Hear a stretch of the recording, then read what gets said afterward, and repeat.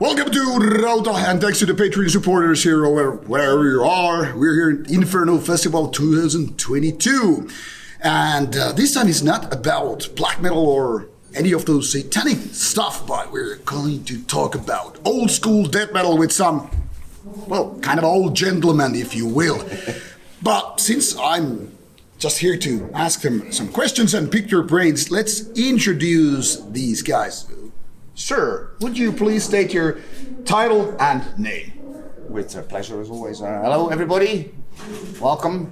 I'm Martin van Kurunen, because maybe you don't know my last name, from the mighty Asphyx. What about you, sir? I'm Alvin. I'm bass player in Asphyx, and we are here to talk about some death metal, right? Actually, we started to talk about some real dolls, but maybe that's too extreme for you people outside. So let's focus on death metal. Asphyx has been there for a long, long time. You're veterans of the genre, especially veterans of the Dutch scene. You have really walked a long, long path, and here you are at Inferno Fest to conquer the stage. How is life treating you after all these years? You have a pretty new album. Well, 1 year old, technically speaking, and all, but recent album. And what kind of show you are going to offer people? Well, we always offer to people. I mean, Asphyx is what you see is what you get. And we always give everything on stage that we have. It's like raging, it's like letting your hairs flow, sweating, spitting, screaming, joking, and making a shitload of noise as loud as we can. And it's just basically ultra loud. Good old death, doom, rock and roll, whatever you want to call it. That's Asphyx. It's from the heart, with passion. That's us. A full dedication. Exactly. You just have to be there to watch it. Really. So for the people who are still unaware, even though you've been here for decades now, how would you describe Asphyx beyond just death metal? How would you prefer to call it? Well, actually, we are an old school death metal band, but lately there's because we always have a lot of doom elements, like slower elements. But the fun thing is, so now it's a bit more that people call it's like a death doom mix. But on the other hand, the old death metal, the beginning of death metal, was a lot of slow things as well. Lots of mid-tempo parts. Exactly, mid-tempo, but also slow. I mean, just take things like when Autopsy started, for example. To name some of the icons of the genre at the beginning, they had really a lot of slow songs. Mm-hmm. So there's nothing new really. So, in my opinion, what we do is just really, continuing the death metal from its early form, really, and just adapt it to this age with the production of the albums, with still improving sound, whatever can be improved. So that's basically it. But it's, if I can really describe it simply, it's just death metal as it has always been. Exactly. When I was listening to your latest album, it's kind of a timeless death metal in the sense that it could have been coming like early 90s, even though obviously the production is more modern and all that stuff, but you seem to be able to grasp the timeless elements of death metal and being like, this could just be something that never gets old. How are you able to do such music in the first place? I think one of the most important things is that everybody in the band comes from that old era, and we have the same interest in making music, the same vision. And of course, Asphyx is Asphyx and will always be Asphyx, and we did stay loyal to what Asphyx always did. Like Martin said, if you listen to the Wreck or last one, you have the fast songs, but also the slow parts, and I think even on every album we continue that. And of course now the productions are better, but we always stick loyal to the old scene. I think it's in our genes. It's like metallized blood we have. We all have the same view on the direction what we want to play with in Asphyx. Because of that, kind of an old school element being all the time in your music, you ever feel that you might have the possibility of recycling too much or tapping too much to the same ideas? Or is it just intentional to, stay in the same box, if you will? No, it's not intentional. And I think we even sometimes careful, but we go out of the box on every, the last 3-4 records. Every record we're looking for boundaries, you know. How far can we go? But still, in the aspect of Asphyx, you know, we keep loyal to our style because we are Asphyx, and this is what we do. And I think it's strange if you would come up with a real technical album, it won't be Asphyx anymore. It would sound like a little bit off. Yeah. So, but we're always looking for some freshness in our new songs. Paul is writing most of the stuff, and he's sometimes going a little bit out of the box, and I think that is what at least the last 4 albums, which makes Asphyx very diverse and even growing. You know, we're still growing. We do show some new elements, but we are still Asphyx. Exactly. What kind of music inspires you these days? Are you clinging to the old albums which you grew up with, or do you have the ears open for some fresh music as well? I have my ears always open, and I think everybody, but I also think I can say that most of us will mostly stick to the old days, because maybe that's the period where we formed ourselves as a metalhead. But I try to follow the new bands as well, but it's really hard these days, because if I nowadays look into the vinyl or CD stuff, a lot of bands I don't even know, you know, from name or what music they make. It's not so easy to follow anymore as back in the days, because it's overwhelming with releases. Yeah, like a lot of times also that, if I may interrupt Alvin quickly, is that, like you said, there's so much material and so much stuff that many times we discover things by friends or other bands that tell us like, hey, this is great, or they give us a CD or an album, or we play somewhere and then all of a sudden, what the fuck is this shit on stage? This sounds good, you know, and then you go like, okay, let's watch, fucking hell, this is great, you know, and then they already have 3 albums or 4 sometimes, and we never heard of them. Yeah. So it's hard to discover new good bands in the sea of releases. Yeah. Now, talking about the lyrics then, you have been doing them for a lot of times. I mean, singing them on stage and all that stuff, and obviously older stuff tends to get a little bit different feeling when you're older. I mean, what you write as a teenager or young guy versus as an older guy, how do you feel going back to those older lyrics? Do you feel like okay, these should be updated, or do you feel like, hey, these are the essence of time? Not at all. How does it feel? No, not at all. The fun thing is when I started with Asphyx, I had already another background, so I was a bit, more ripe as a songwriter. So the fun part is that even if I sing now songs from the rack, I still stand fully 100% behind those lyrics, you know. But it's nothing special because it's just death metal lyrics, you know. You sing about death or zombies or a wasteland of terror or people dying on the rack, you know. It's just, there's nothing to be embarrassed about, like, you know. On last one, I took it a little bit on a different edge where, then all of a sudden I started to put my passion for, you know, well, nowadays it's bad to say, but, you know, for war and then war history. And that continued slowly throughout the whole Asphyx discography. So, in fact, all the lyrics are still very comparable to the old days. There's not really a big difference. You know, it's just more ripe. More matured in a way. Yeah, maybe you can call it that way, you know, a bit like wine. That's why I say ripe, you know. Exactly. And of course, for me, it's nowadays I have found this way of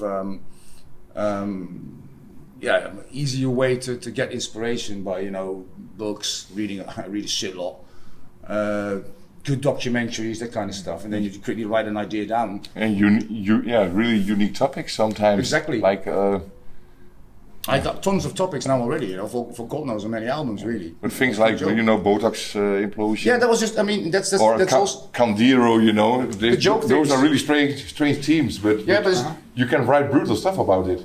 That's the joke death metal thing, you know, the brutal shit, the feeder. The gory stuff. Yeah, the feeder. We always have like a joke thing. Whatever album, like Blood Swamp, you know, was also sometimes when we played it live, we were joking around. Okay, this is for the girls with their period, you know. All the guys were bloody laughing, you know. Okay. Yeah, but it's a good thing to have also the laugh among all that brutality, killings and murders and violence, and but it gets really dark. Yeah, but death metal always has been about laughter. Yeah, of course. I mean, the genre came from the gory movies, you know, back in the days where you had the magazines like Gore Zone and Fangoria, and at home, you know, you were watching. If you were not listening death metal or metal, you were watching whatever, the Texas Chainsaw Massacre or Dawn of the Dead or stuff like that, you know. So that was very inherent to the genre. But when you were watching those movies, when a skull got cracked, you know, and the blood was splattering, you know, we just laughed, like, ah, cool, you know, shit like that. And that's a bit. It wasn't serious in a way. It wasn't. It never was serious. You should never take it serious. Once you go write lyrics about that you enjoy, but really enjoy.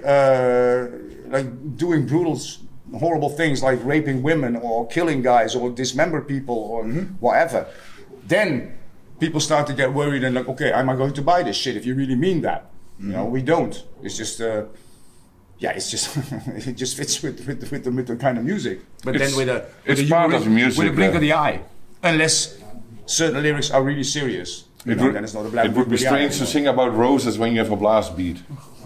Why would it though? I think so.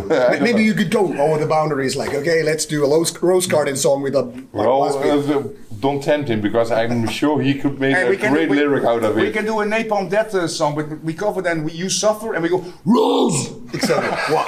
There you are. That would be something. I totally hope that you do it one day. No, let's keep that in mind for the next album. We always want to do like something on Napalm Death. But you really can name any topic, and he can make a brilliant lyric out of it. Even a rose would be a brutal lyric at the end, I'm sure. Boiled eggs. Next time. Boiled eggs and roses. Okay, these are solid. 17-minute doom track about boiled eggs. Now, when we're talking about the heaviness, and you mentioned that war thing, I remember listening to the latest album, for example, and thinking it's much like some kind of a Panzerwagen, you know, roaming through the field. So there's this kind of a dark, warlike presence, even with the riffs and all. So it's massive. Yeah. So do you have a specific pattern or ways to, like, I need to have this and this kind of sound, or are you picky with the equipment you use, or do you just go and experiment a lot? Of course, in small lines we have a vision in our mind, but it's always what we do is we work together with the producer, and you know, we deliver our recorded channels, and he will mix it, and with sound it's kind of partly efficient and partly experimenting, because yeah, but this time now, because you and Paul, like you told me, you were very involved with the mixing with Zape. Oh yes, totally. Because he was another guy than Dan. Yeah. So yeah, that's also because with Necrosaurus we had a new guy, you know, behind the knobs, and a new vision, a fresh mind, really motivated. The albums before we did with Svano, and of course all respect for Svano, but sometimes I think it's really good to have a new input to keep things sharp, and we did it with Sieb Leverman. Yeah.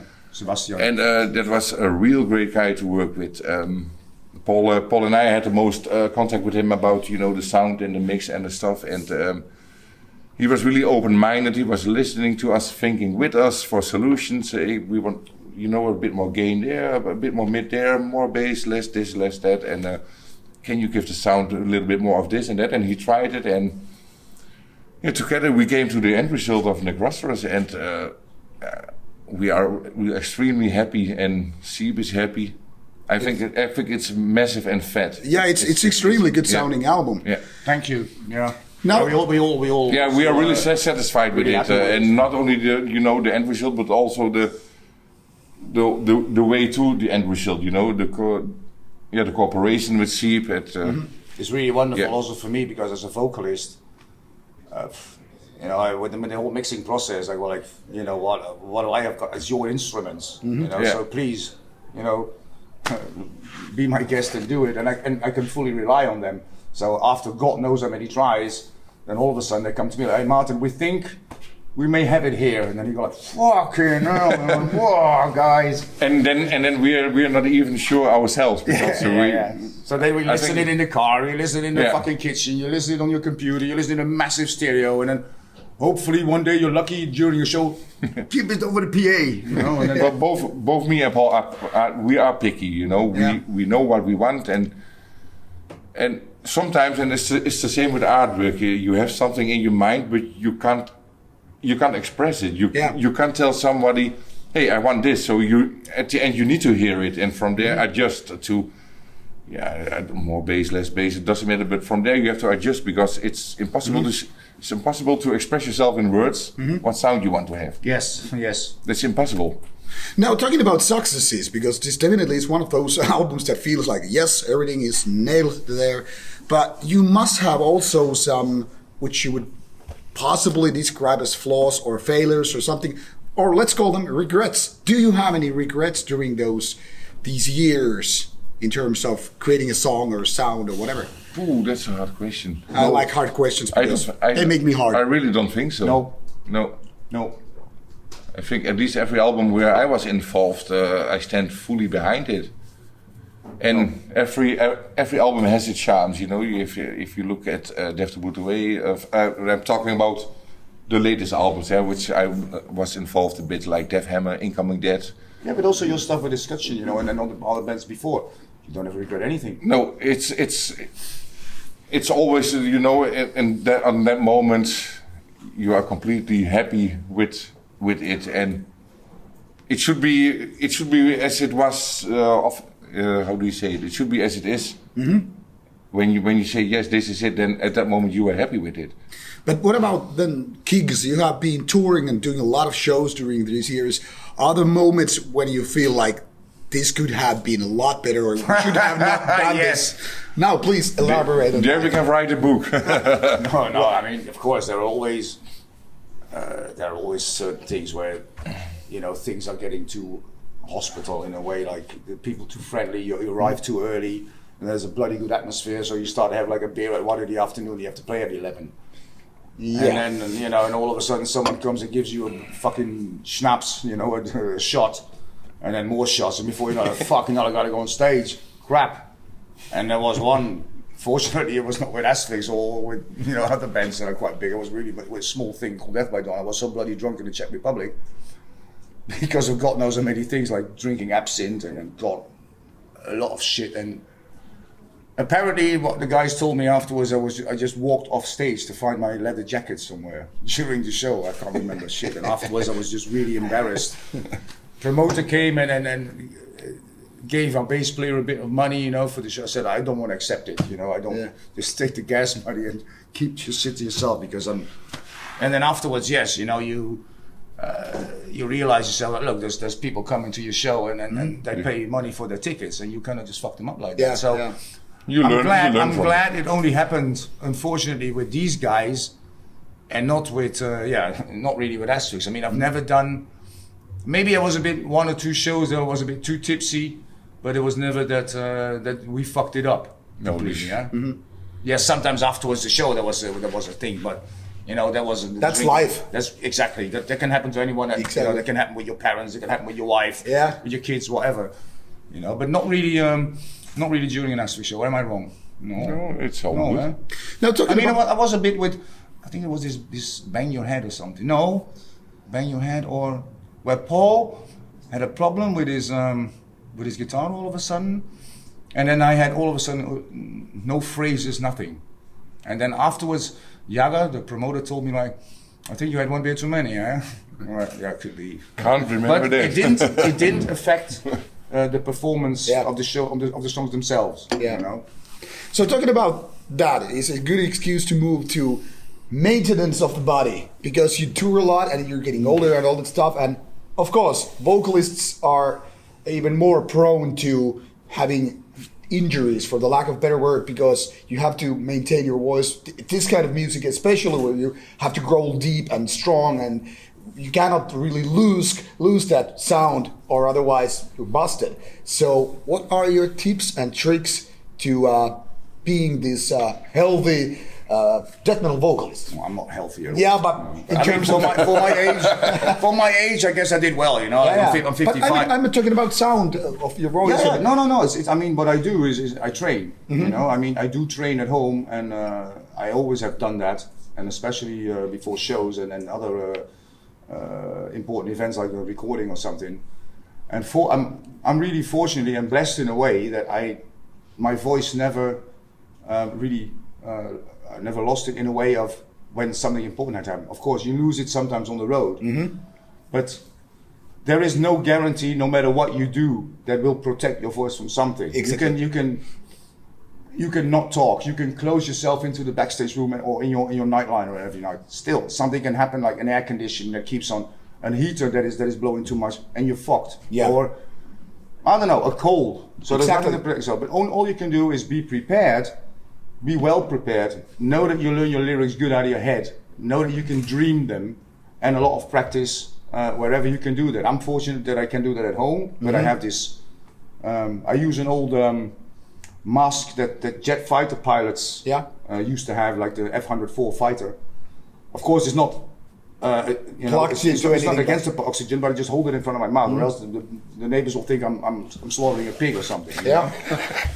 Probably they will think that, yes. And then it's really wonderful to do that. I just put on, the songs loud, and I'll just scream, and I just enjoy doing that. And then I know why. I'm fine, I'm good, and I maintain that. So it's all about maintenance, training, and also a lot of enjoying what you do, and have a little bit of luck, because I realized myself as well. In fact, it was last week where my voice was really fucking great on stage. And I was like, I've been doing this shit for fucking, sorry, my words. Don't worry about it. All right. This is metal channel anyway. All right. But then I realized myself, like, Jesus, I've been doing this like over 30 years, and nothing happened with my throat. I don't have throat cancer or whatever, all kinds of bad things that can happen. So, fingers crossed, and hopefully I can do this for 30 more years. Now, talking about these 30 years plus, you also had your other bands which have been more or less active during the years. How different it is working for you in, for example, Asphyx versus other bands and projects? Asphyx is the most fun. Yeah. Yeah. What about the most fun, but also, apart from that, the most fun, the most enjoyable, the best guys to work with, to laugh the most, and also the most professional attitude, next to the fact that we just laugh a shitload of times, and that's what it's all about, really. What about you and other projects? I have some. I have Berserk Legion, I play God's Forsaken, but like you said, there are more projects. Asphyx is my main band, and the same as for Martin, the most fun thing to do. It's 100% rock and roll, and that's where I live for. Talking about rock and roll, that's an interesting statement, because sometimes, at least, it seems like the younger audience is like losing touch to the roots of whole metal, and sometimes people seem to think that metal just appeared out of thin air and there's like no connection to all that stuff. But that even goes as far as people saying like rock and roll is dead because nowadays bands are too safe, or just because the music is different and all that stuff. Not sure. What would you say to these naysayers saying like rock and roll is dead? Well, what I noticed with Asphyx, and I think we all do, if we are playing somewhere, of course we have the old loyal audience, the old fans from the early days, but we also still see a lot of young people enjoying watching our shows, buying our merch. So it's still good alive. Of course, it will not be as big as a top 40 band scene, but we still see the next, I think even 2 generations already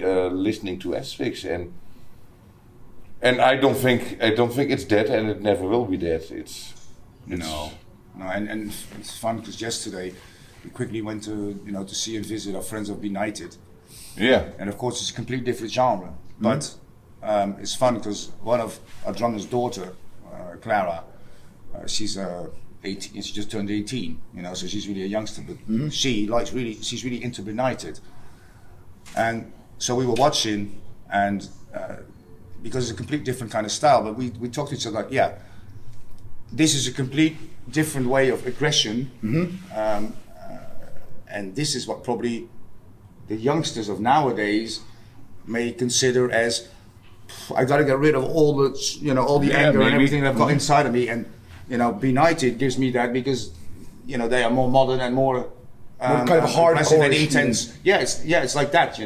I mean, we are aggressive in a way as well, but in a different kind of way. Yeah, your tempo line is very, very different. Than it's easier. It's easier to keep up with, But that's what. And with that, kids may. It's the same. For example, we say like some people go, "Oh, I'm on a modest commercial and all that." So well, it may be, but on the other hand, they open up doors for others to listen extreme metal. So they go, okay, I'm on a Mars. Yeah, well, okay, I'm going to try. Listening Obituary or something, or whatever. Oh, cool. That's a bit our task to guide the young generation to the right direction. Yeah. And then they can find out and they can see, if you are into the harder music, it's an oasis of choices. There's something for everyone. And as long as everybody has this mentality, especially the bands, I think it's also a bit of their responsibility to show, like, it doesn't have to be serious all the time. You can have a fucking good. I mean, going to a metal show is all about having a good time, enjoying yourselves. Get rid of everything and have a good time with your friends. Watch the bands, freak out, do whatever you bloody want, and later on you go home and you fall dead into your bed, and you will do no one any harm. You know, and that's what it's all about, and that's rock and roll for me. All right, but you mentioned earlier that you're like getting older. I mean, we all are, but not exactly in the 30s or 40s even. Do you have a retirement plan? Because eventually you're probably not going to be like, I don't know, Clint Eastwood, 97 and still doing, death metal. We know what a retirement plan is that when I'm 75 and in a wheelchair, then we go like, okay, Wacken is going to offer us $500,000, and it's like, Asphyx plays Consuming Impulse. Wheelchair edition. I mean, Possessed had a wheelchair thing going on there, Yes, of course, Jeff. Yeah, my good friend Jeff. Good dude. Good friend Jeff. Respect. No, I don't have a retirement plan. Thing is day by day, and Alvin says it many times because he's suffering really bad from his back. Let me say that. But he says people can't tell when I'm on stage, but he enjoys it. He says like, as long as I can do this. Then I'm grateful for it. I try to hide it. Yeah, and he did it well. He needs a lot of drinks before the show, then, and painkillers. And there are painkillers, but still. as long as we can do it, we do this, and there's no retirement plan at all. Okay, because I'm sure, like, a man like Ronnie James Dio, rest in peace, Ronnie. I'm sure he would have performed. Till the end. Until the very end. He was like about 70 already, but he was still going on stage. Well, compared to that, I still got a couple of years. I think Lemmy did that as well. And Lem, of course, Lem the same. There's many other. You can believe me, if the day will come that I have to announce that I can't play anymore, then I really can't play anymore. And then believe me, then it's real bad. All right. And then the thing is like, how are we going to deal with this band? Are we going to continue? I think that counts for everyone. We are so loyal to the name Asphyx, and we will do anything. The camaraderie also in the band itself. We're more than a band. We're fucking brothers. We will do everything to keep the machine running, and sometimes I have my pains and sometimes today I have a good day, so I can bang twice as hard as last week. But it's part of life. We're getting older. I'm a tall guy and I don't have the best back, sadly. Yeah. But may all gods protect us from the scenario that Bullthrower had to face. That was a sad case. And then it's really so incredibly respectful and typically loyal of Bullthrower that they say, okay, we're not going to continue exactly. anymore. We don't want to. Yeah. And apparently, from what I heard last, that the drum kit is still there in the practice room with the sticks exactly the way you left them. They just don't want to touch it. I mean, I get that's kind of I understand. One of my favorite death metal bands. I get the chills. I played in them, so it's a special bond. But let's think too much about doom scenarios. Yeah, exactly. Enjoy. Of course. It should be a funny thing this year. Come on. Yeah, exactly. And we have fun. We have a great weekend. No, we're not wonderful. Now we're not going to get morbid at all. But when we're getting closer to the end, if we skip or ignore, for the sake of this question, the latest album, because that's always what the bands want to like bring up when like talking about music. If there's no someone is like, okay, these guys are really good, even though old as fuck, but what album or song I should start listening to Asphyx with, ignoring the latest one? Like, if you could You're more objective to that than me, I think. I don't know. What's the first song of Asphyx that you would say, okay, this represent? I don't know. I think Death Hammer is a killer. It's an easy listening song, and if you hear it one or two times, you can sing along, you know. So that's a brain catcher, that song. But that's a short one. Let's hear another one. Or you want to have it from the old parts? You can decide. It's not from your own opinion. Yes. Yeah. Your own opinion. Like if this audience, like, hey, I have this huge amount of songs in my whatever streaming service they're using. Like I was really Scorbutics when the Death Way album starts and Scorbutic hits. That was for me a really powerful from bam, you know, it blows away right away your face. I think that was a powerful song which can impress a person from, whoa, this is some catchy, groovy death metal. Yeah, good one. All right. So last question then. It's a good one. Yeah, good one. It's a bam. It's got all the elements. It's a bam. It's a bam. It's you know, there's no intro. There's nothing. You put the album on and it goes. And I think at least I was really from, wow, this is very heavy. Husky, first song of Asphyx to listen to. Oh, he's busy. Oh, Husky's drinking beers. Okay, last question. If you would give the younger audience a tip about, hey, I want to have my own death metal band, what should I start with? What would you say as a drinking? You should start with drinking, okay? And learn how to wait. Yeah, you have to learn. Yeah, you have to learn how to wait. That's really true because you wait everywhere. You wait at airports. You wait for the show. You wait in a hotel. You wait for the guys. You wait for the car. You wait for fucking everything. I think we spend more time waiting than anything else. And still, we have fun. Yeah, because while waiting, what you best you gotta do is just to laugh. You know, make jokes. Remember fucking Colombia, 5 or 6 hours. Oh yeah, in the cold. And then spending 2 or 3 hours in this shit McDonald's upstairs, and we were like with all this guitar and gear in front of the bloody airport. But of course, you know, besides that, of course, if you are a drummer, you have to have control over your drums, or you have to, to learn to play guitar. It's maybe sad to say, but we already talked about the overwhelming CD market, and I really think a lot of quality of those are way below the average, because I think some people still can't play really good, but it's really easy to record something these days, you know. Yeah, all you need is like a phone, and you start cranking your guitar. You can do it at home, and you print like 500 CDs, and you spread them. And I really think a lot of the bands these days which release a CD, I don't call any names, but they skip the demo phase. I hear a lot of shit. Yeah, me too. But I mean, get a lot of review albums, and a lot of people just send me YouTube links. Hey, I created this album. You know, album as termed exactly my thoughts exactly. So I'm like, maybe you should you should take a look how bands operated in the 80s. I mean, bands like Death had like 10 demos before making an album, and nowadays bands are like, hey, we created this band last week. Now I have 4 songs ready, and this is our album. Like, nope. Yeah, but there's maybe one point, you know. For me, it's like if you make something and you have songs like, okay, try and listen them for yourself in an objective manner. Would you like a critical ear? Would you listen this to yourself, and would you freak out on this? Like, wow, this is fantastic. And I really think, also when I sort of see a lot of bands live playing, unfortunately, there's a lot of I might as well go to an exposition with the statues, because nothing is fucking happening. And that's for me very, very important with metal, that the bands should give everything they have. And it's really sad to see, like, you know, young bands, like kids from 22, 23.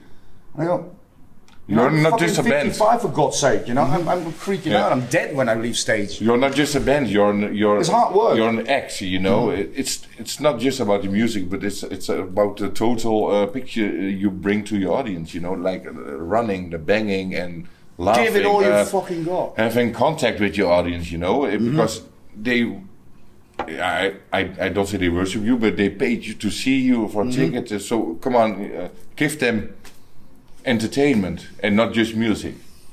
Now, these are really good, wise words from these veterans of the genre. Wise words. And Very wise. Before they get silly, I will let them go. So, thanks for checking out this interview. I hope you had a good time. I hope you will have a good time seeing these guys on stage, as well as listening to them, whatever you prefer, CD, vinyl, or streaming. Doesn't matter. Check out the music and enjoy some Asphyx. This is Rauta from Inferno Festival 2022. Have a good evening or whatever you are. Cheers. Yeah! Thank you, guys. This was Thank you too. really fun. Nice. Before you Thank you, man. let you go,